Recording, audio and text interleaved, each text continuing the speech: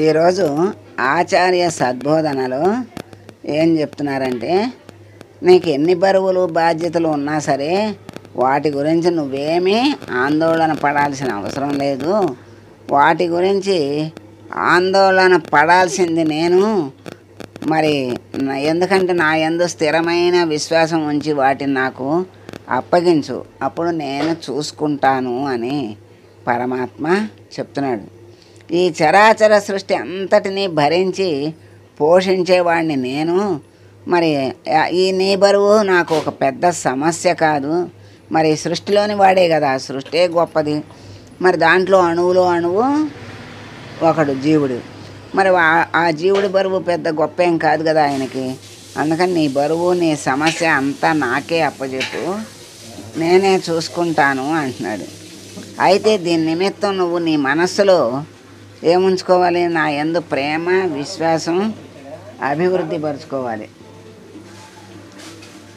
ఆయన మీద విశ్వాసము ప్రేమ ఉంటే చాలు, అన్నీ ఆయనే చూసుకుంటానని చెప్తున్నాడు. అవి లేకుండా నీ బాధ్యత నన్ను వహించమనటం సొమ్ము లేకుండా అంగడికి పోయి సరుకులు ఇమ్మనడం లాంటిదే.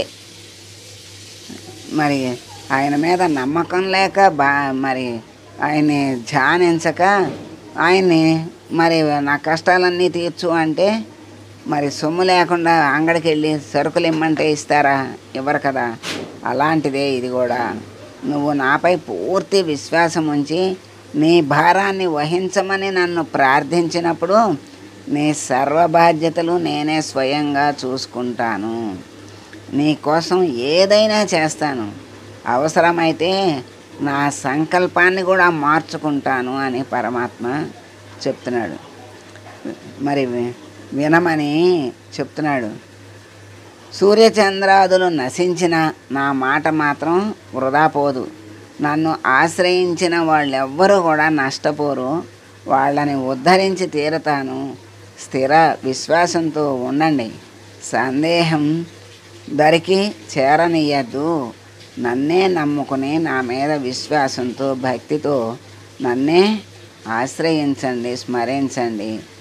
అప్పుడు అందుకే భగవద్గీతలో 9వ అధ్యాయంలో చెప్తాడు కదా పరమాత్మ, అనన్యాశ్చింతయంతో మాం ఏ జనాః పర్యుపాసతే తేషాం నిత్యాభియుక్తానాం యోగక్షేమం వహామ్యహం అని పరమాత్మ చెప్పాడు. ఎవరైతే నన్ను ఎల్లవేళలా నన్నే స్మరిస్తూ ఉంటారో వాళ్ళ యొక్క యోగక్షేమాలు నేనే చూసుకుంటాను అని పరమాత్మ స్వయంగా చెప్పాడు గనక ఆ పరమాత్మని ఆశ్రయించి భక్తి శ్రద్ధలతో విశ్వాసంతో ఆయనకి సర్వసమర్పణ చేస్తే ఆయనే అన్నీ చూసుకుంటాడు అని స్వయంగా చెప్పిన కృష్ణ పరమాత్మ మాటల్ని నమ్మి ఆచరించి మరి ఉద్ధరింపబడాలి. ఆయనే ఉద్ధరిస్తాడు. సర్వం శ్రీకృష్ణార్పణమస్తు.